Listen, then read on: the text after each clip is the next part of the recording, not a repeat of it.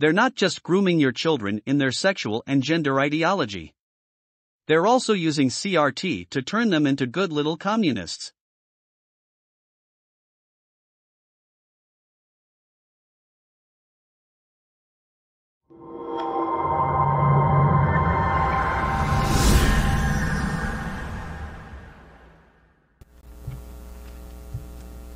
So I checked out the January 12th minutes, and one of the few lines I found that I actually thought were accurate was when Heike's board comment said she encouraged the community to come together to solve issues facing the district. And I agree, imagine that.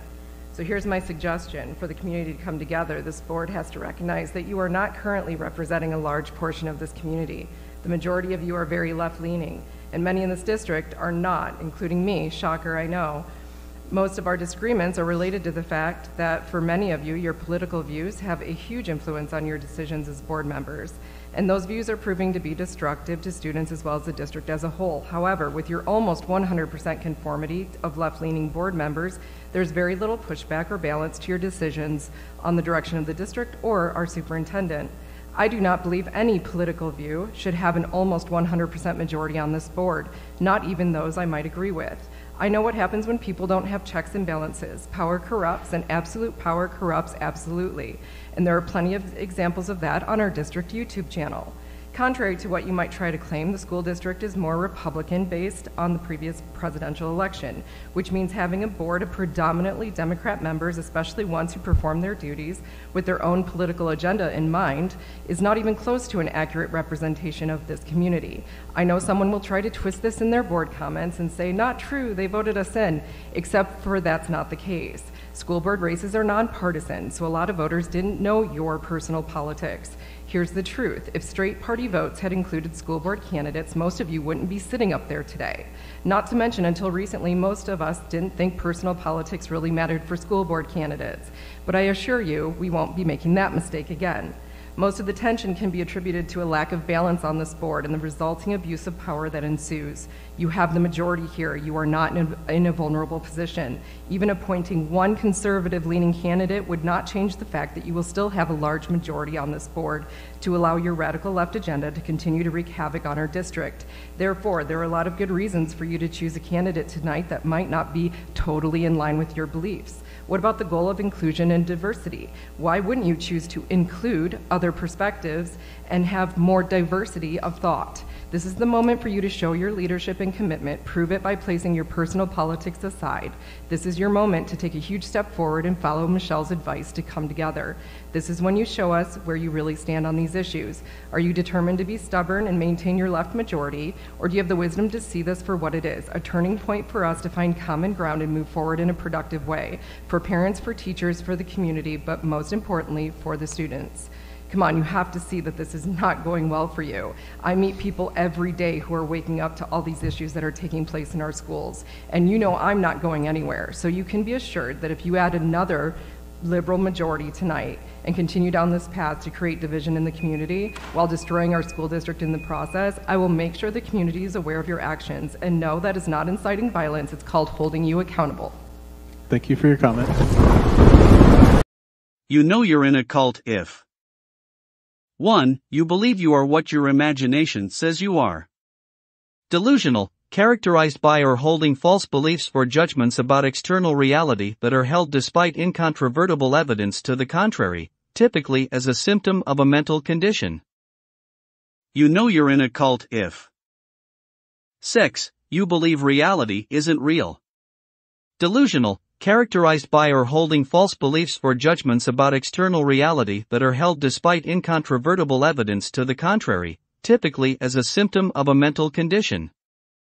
You know you're in a cult if 10. Thanks to Jamie Lee Curtis, who didn't know how many Oscars she'd won, them can't count.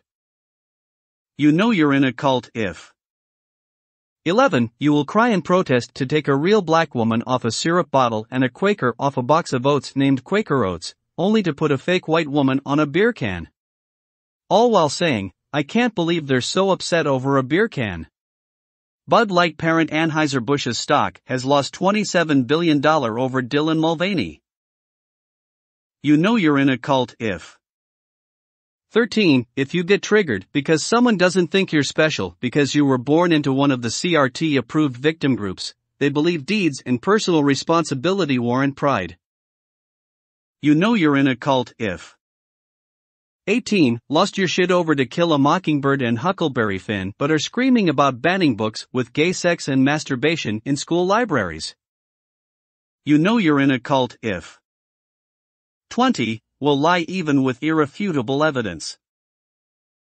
You know you're in a cult if 21. Being so filled with hate, you will groom, mutilate, and murder your own children, all while calling your opposition fascists. You know you're in a cult if 22. Believes that out of 7 billion people on the planet, white, straight, males are somehow oppressing everyone else. You know you're in a cult if 23. Will lose your shit when someone points out that you're not oppressed, you're just stupid. You know you're in a cult if 25. Will refer to a biology book as right-wing propaganda. You know you're in a cult if 26. Will lose your shit if someone actually uses proper English instead of your made-up pronouns. You know you're in a cult if 32. Are the same people who say you can't indoctrinate kids to be gay with a book or a drag show, but continually accuse the church of doing that very thing. Although religion isn't taught in schools, and you're not forced to go to church. You know you're in a cult if 33. When someone is simply talking science and common sense, you will try to bring religion into it. Well, you know the church. Well then, don't go to church. It's not against the law. Not going to school is.